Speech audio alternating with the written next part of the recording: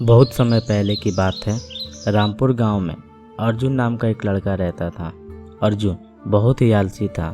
दिन भर सोना और भूख लगने पर खाना खाना, बस यही उसका काम रहता था। इसके अलावा उसे कुछ भी नहीं आता था। उसके माता पिता उसकी इस आदत से बहुत ज़्यादा परेशान थे।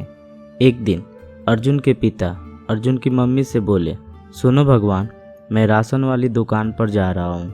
राशन का सभी सामान खरीद कर और पैसे देकर मैं अपने काम पर निकल जाऊंगा। इस आलसी को भिजवा कर सामान मंगवा लेना। वैसे मुझे इस आलसी से कोई उम्मीद तो नहीं है, लेकिन हाँ, किसी भी तरह से सामान ज़रूर मंगवा लेना। अर्जुन की मम्मी कहती है, ठीक है, मैं इसे भेज दूंगी, आप काम पर जा सकते हो। चलो तो फिर मैं चलता हूँ। यह कहकर अर्जुन के पिता काम पर निकल जाते हैं। अर्जुन की मम्मी अर्जुन को उठाते हुए बोलती है, अर्जुन अर्जुन, अब क्या इसी तरह सोता रहेगा? देख बेटा, दिन निकल आया है। अर्जुन, क्या है, क्यों उठा रहे हो मुझे नींद आ रही है। मुझे थोड़ी देर और सोने दो, मुझे बार बार परेशान मत करो। अर्जुन की माँ बोलती है, अच्छा और सोने दूँ? समय पता है क्या हो रहा है? 11 बज चुके हैं। तेरे पापा काम पर भी जा चुके हैं। चल अब उठ जा। अर्जुन आनाकानी करते हुए सोता रहता है और कुछ भी जवाब नहीं देता। कितना आलसी लड़का है, पता नहीं आगे का जीवन इसका कैसा होगा। मजबूरन अब अर्जुन की माँ ही राशन वाली दुकान पर राशन के लिए चली जाती है। जब अर्जुन के पिता को इस बात का पता चलता है कि राशन लेने अर्जुन नहीं बल्कि उसकी माँ गई थी, तो वो बहुत गुस्सा होते हैं और कहते हैं, शर्म नहीं आती? जवान लड़का होकर भी काम नहीं करता और दिन भर सोता रहता है। भूख लगे तो खाना खाकर फिर सो जाता है। पता नहीं तेरे जीवन में क्या होगा। अब ऐसा नहीं चलेगा। कल से तुम्हें मेरे साथ काम पर चलना होगा। अगर नहीं गए तो खाना पीना और खर्चा सब कुछ बंद कर दिया जाएगा। पिता की ऐसी बातें सुनकर अर्जुन को भी गुस्सा आ जाता है और कहता है, नहीं चाहिए मुझे तुम्हारा खाना और खर्चा। अपना खाना और खर्चा अपने पास रखो। और ऐसे भी यहाँ मेरी नींद पूरी नहीं होती है। दिन भर ताना ही सुनता रहता हूँ। भगवान ने मेरे लिए कोई ना कोई उपाय ज़रूर सोच रखा होगा। अर्जुन उसी समय बिस्तर से उठता है और घर छोड़कर जाने लगता है। अर्जुन की माँ उसके पीछे पीछे उसे रोकने के लिए जाती है। अर्जुन बेटा, कहाँ जा रहे हो? सुनो तो सही, तुम्हारे पापा तुम्हारे भले के लिए ही कह रहे थे। अर्जुन बिना कोई जवाब दिए वहाँ से निकल जाता है। अर्जुन की माँ वापस घर लौटती है और अर्जुन के पिता से कहती है, सुनो जी, आपने यह बहुत गलत किया है। हमारा बेटा इतना आलसी है कि उसे कोई काम भी नहीं आता। अब पता नहीं वो कहाँ कहाँ भटकेगा। अर्जुन के पिता, देखो, मैंने ये सब उसके आलस को दूर करने के लिए और कुछ करने के लिए कहा था। मुझे नहीं पता था कि ये इतना ढीठ और आलसी है कि घर ही छोड़कर चला जाएगा। इधर अर्जुन चलते चलते दूसरे गांव में पहुंच जाता है। शाम होने वाली होती है और अर्जुन को बहुत तेज भूख लग रही होती है।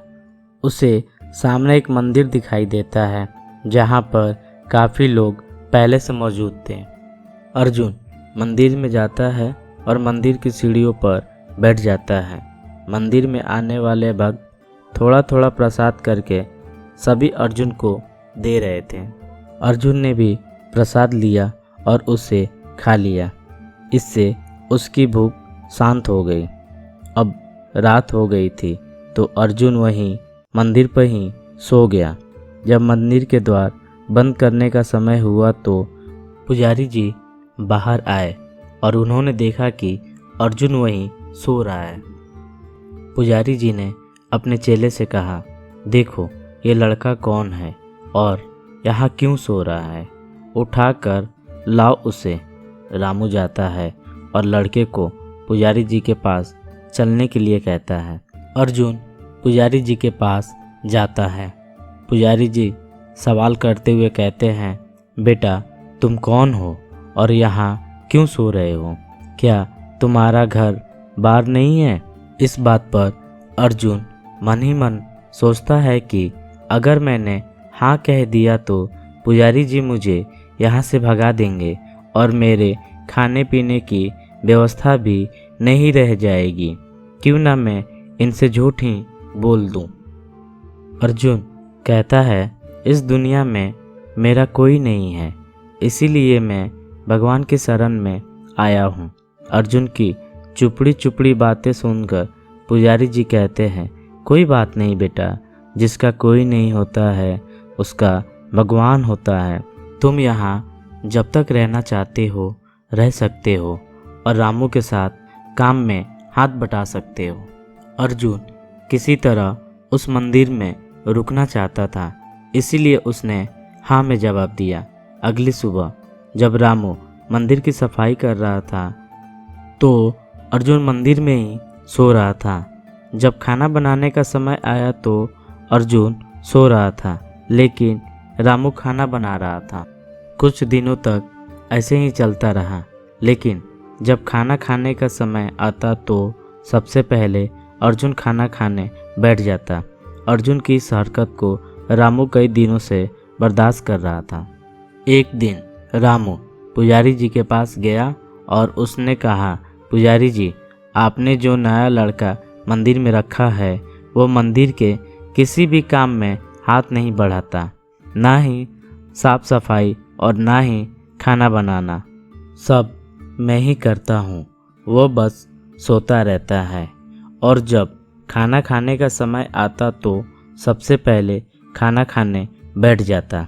अगर आप उसे समझा देंगे तो अच्छा रहेगा, क्योंकि जब मैं अकेला था तब मुझे कोई समस्या नहीं थी, लेकिन अभी अर्जुन भी है फिर भी कोई काम में हाथ नहीं बटाता।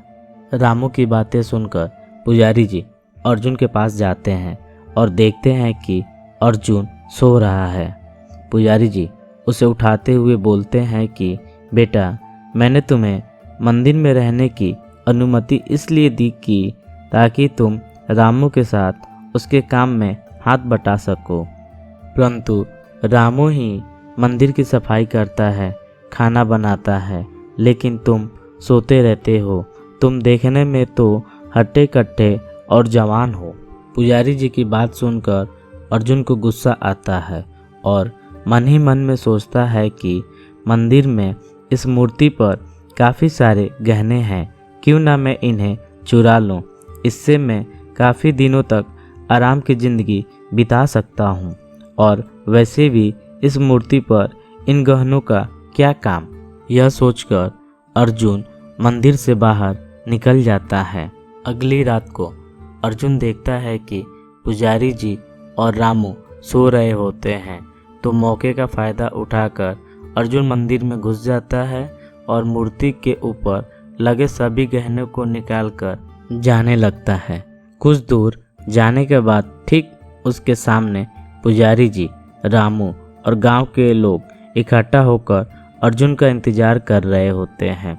अर्जुन जैसे ही उन्हें देखता है वो पूरी तरह घबरा जाता है और वो कहता है, पुजारी जी मैं तो इन गहनों को साफ कराने के लिए ले जा रहा था। गहने काफ़ी गंदे हो चुके थे, मैंने कोई चोरी नहीं की है। इस पर पुजारी जी कहते हैं, अगर तुम चोर नहीं हो तो इन गहनों को पोटली में क्यों बांधकर ले जा रहे हो? अपनी सफाई देना बंद करो। अगर मैंने कह दिया तो गांव के ये लोग तुम्हें यहीं पीट पीट कर मार डालेंगे, और मैंने पुलिस को भी बुलाया है।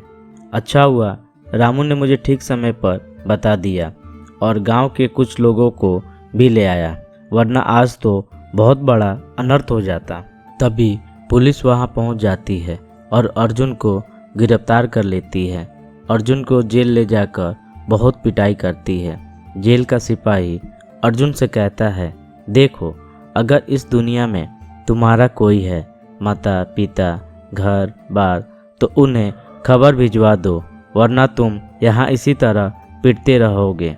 अर्जुन के मन में अब कोई भी विचार काम नहीं कर रहा होता है। वो अपने माता पिता का पता उन्हें बता देता है और उनके लिए संदेश भिजवा देता है। जैसे ही अर्जुन के माता पिता को ये पता चलता है कि अर्जुन को पुलिस ने पकड़ लिया है, वे वैसे ही दबे पांव पुलिस स्टेशन पहुंचते हैं और उसकी जमानत कराते हैं। उसके बाद अर्जुन और उसके माता पिता घर लौट आते हैं। अर्जुन अपनी इस हरकत पर काफ़ी शर्मिंदा होता है और वो अपने माता पिता से कहता है, माँ पापा, आज मुझे पता नहीं क्यों बहुत सी शर्म महसूस हो रही है। आप हमेशा कहते रहते थे आलस का कोई फ़ायदा नहीं है, इसमें हम डूबते चले जाते हैं। हमें काम करना चाहिए ताकि हम अपने आने वाले समय में अच्छा जीवन व्यतीत कर सकें। अगर मैंने आपकी इस बात को पहले मान लिया होता तो आज मुझे ये दिन देखना नहीं पड़ता, मुझे माफ़ कर दीजिए। उसके बाद अर्जुन के पिता कहते हैं, जो हुआ उसे भूल जाओ और अब इस आलसीपन में बिल्कुल मत रहना। अगर अच्छा जीवन जीना है तो उसके लिए हमें काम ही करना होता है। अगले दिन से अर्जुन अपने पिता के साथ काम में हाथ बटाता और खूब मेहनत करता। अब उनके परिवार में पहले जैसा कोई आलसी नहीं है, सभी मन लगाकर काम करते हैं और खूब अच्छे से जीवन व्यतीत करते हैं। और ऐसी रोमांचक कहानी सुनने के लिए आप हमारे चैनल को लाइक कीजिए, सब्सक्राइब कीजिए।